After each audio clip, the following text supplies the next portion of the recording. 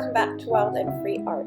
Today I'm going to show you my little journey and the results of my very first attempt at dyeing paper with food coloring.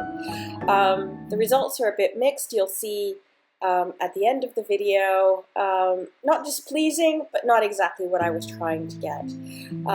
You'll see in the first part I was trying to get green papers to use for an upcoming journal I want to make, and that didn't happen. However, I still got some really nice papers, and I thought you might just see the process I went through and to find out how everything turned out.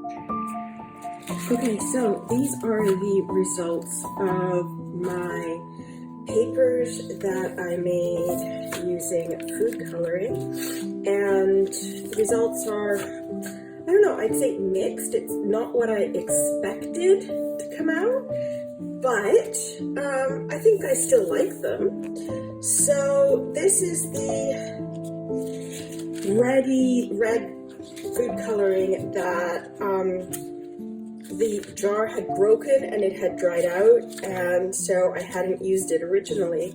But when I finished recording, I said, well, I'm not going to waste it, because that's my whole thing, right? Waste not.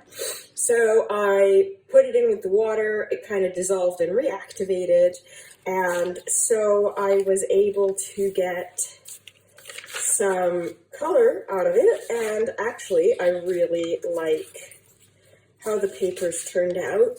These have been, of course, dried, ironed, and then pressed under some heavy books for a couple days, which is why they look so nice. But I like the soft random pattern that came, because there was chunks of the dried food coloring that didn't quite dissolve, but then they dissolved when they sat there a bit.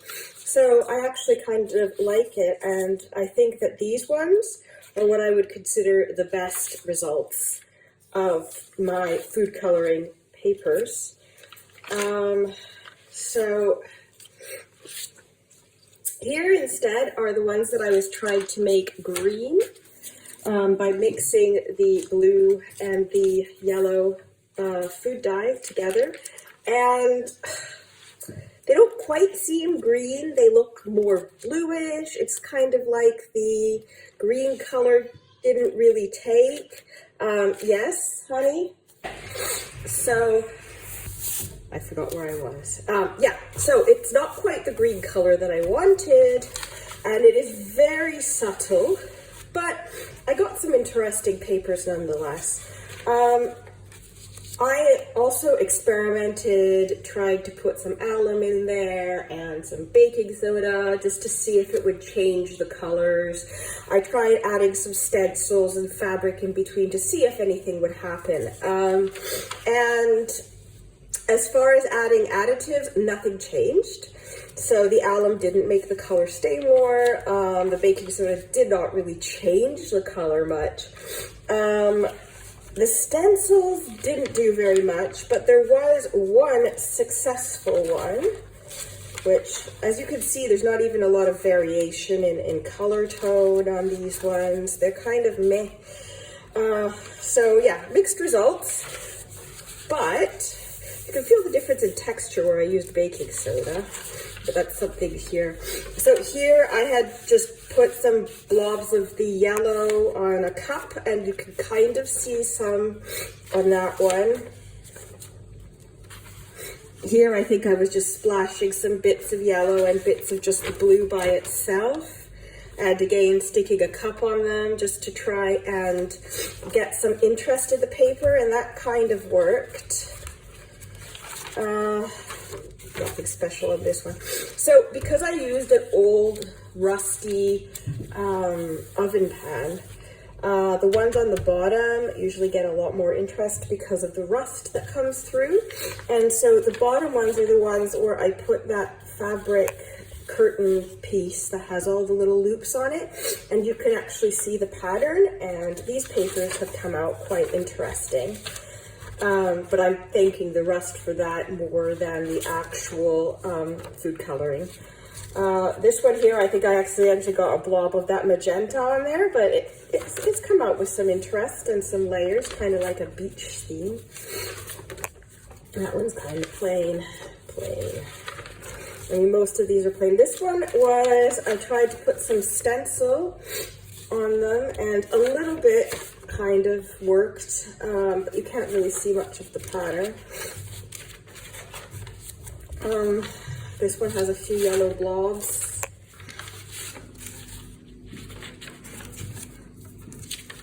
And there you have it. So, I don't know, as far as results are concerned, I mean, the papers are definitely usable.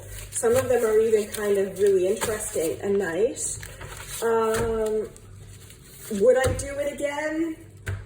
Maybe trying a different brand. I definitely know that making your own green seems to be a very difficult one to do with food coloring. Anything red-based, magenta-based seems to come out absolutely amazing. So I might give it a go again.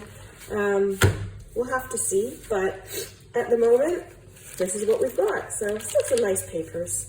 Have you used food coloring before? How was your result? How are your results? And are there any tips or tricks that you could share in the comments below? I would really appreciate that. And in the meantime, thanks for watching, and I hope this has inspired you to give it a go. Maybe you'll get better results than I will. Happy creating. Bye-bye.